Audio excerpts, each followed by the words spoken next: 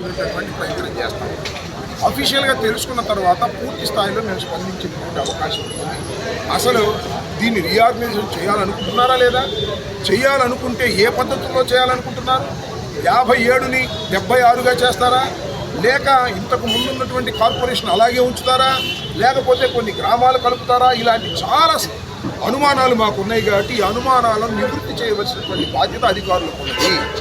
ఏది చేసినా శాస్త్రీయమైన పద్ధతుల్లో మాత్రమే చేయాలి తప్ప అశాస్త్రీయంగా చేస్తే చూస్తూ సహిస్తూ వైఎస్ఆర్ కాంగ్రెస్ పార్టీ ఊరుకోండి. ఎందుకంటే నిన్నదాకా వైఎస్ఆర్ కాంగ్రెస్ పార్టీ అధికారంలో ఉన్నటువంటి కార్పొరేషన్ ఇది. మా కార్పొరేటర్లు చాలామంది ఉన్నారు. ఇవాళ అఫ్కోర్స్ టైం అయిపోవడం వల్ల వాళ్ళు మాజీ కార్పొరేటర్లు కావచ్చు, కానీ పూర్తి అవగాహన పట్టణం మీద ఉన్నటువంటి ఎక్కువ మంది కార్పొరేటర్లు మాకు తెలిసిన వాళ్ళు ఉన్నారు. కాబట్టి దీని మీద మేము ప్రత్యక్ష కార్యాచరణకు వెళ్ళకోకుండా చర్చల ద్వారా సంప్రదించి ఈ పునర్విభజన కార్యక్రమాన్ని మమ్మల్ని కూడా కలుపుకొని న్యాయబద్ధంగా చేయవలసిందిగా మొదటిగా అధికారులను విజ్ఞప్తి చేస్తున్నాం. అలా కాకపోతే మాత్రం మేము ఖచ్చితంగా ఆందోళన రూపాన్ని చేపడతామని కూడా ఈ సందర్భంగా చెప్పవచ్చు. ఇది కార్పొరేషన్కి సంబంధించి.